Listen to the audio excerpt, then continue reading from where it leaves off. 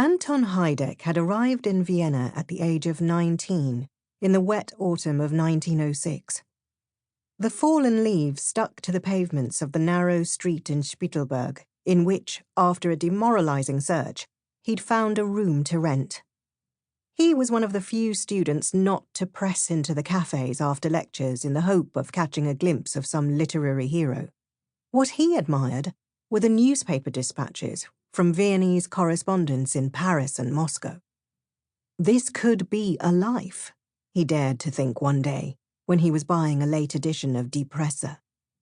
Writing reports from a foreign country might be a way of engaging with the world, not as the protagonist, but as the recorder of other men's actions. The Styrian town in which he had been brought up was known as a centre of Catholicism and the old ways. To Anton, as a boy, it had seemed simply disconnected from anything that was urgent or desirable or worth striving for.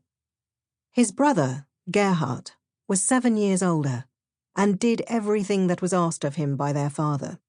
He was the Victor Ludorum at the school athletics and took his first communion with shining hair and a pious look. He was the subject of admiring reports from his teachers at the end of the year. His parents hardly seemed to notice Anton, who sometimes wondered if his arrival in the world had come as a surprise to them. Gerhard, meanwhile, treated him with maddening tolerance, even when Anton brought his best friend Friedrich home from school and used his elder brother's bedroom for a wrestling match. Their father ran a sausage business, successful enough for Anton to follow Gerhard in due course to the gymnasium and sit with the other little scholars, their backs aching, their eyes strained by the dim light. Friedrich's family was also in trade, but their timber business was 100 years old and carried the air of noble forests, unlike the sausage factory, with its daily deliveries from the slaughterhouse. Friedrich, who was fair-haired and taller than Anton, seemed to glide over the surface of the world, knowing the right way to greet a friend of his parents in the street or what to tip a porter.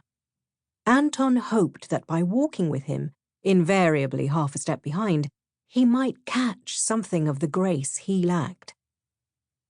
There was not much in the school curriculum to hold their attention. The days were long, the teaching uninspired. There was no understanding of the need for activity or adventure.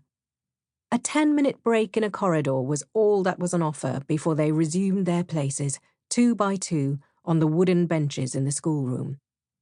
In winter, the hours were extended by the blue light of gas jets.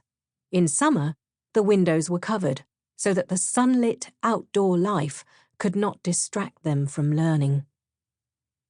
After lessons, Anton and Friedrich would walk home down the Bahnhofstrasse, talking furiously as they looped through the smarter districts where families had lived in the same houses for 3 generations.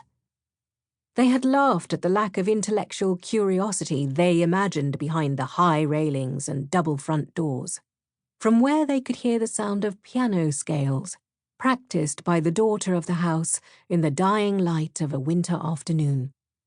They swore to one another that they would never descend to such an existence. Throughout the 8 years of school, Anton assumed he would go on to the university in Vienna, then make his life there. To settle anywhere else, he and Friedrich agreed, would make it seem as though they were in some way joking. And, as he discovered within a day of his arrival, Vienna was nothing if not serious. Almost every building was a palace or a concert hall or a ministry. He wondered where the poor people lived. There seemed to be no simple lodgings, no slums or tenements to break up the imperial vistas, with the Archduke processing each morning between palaces in his horse-drawn carriage.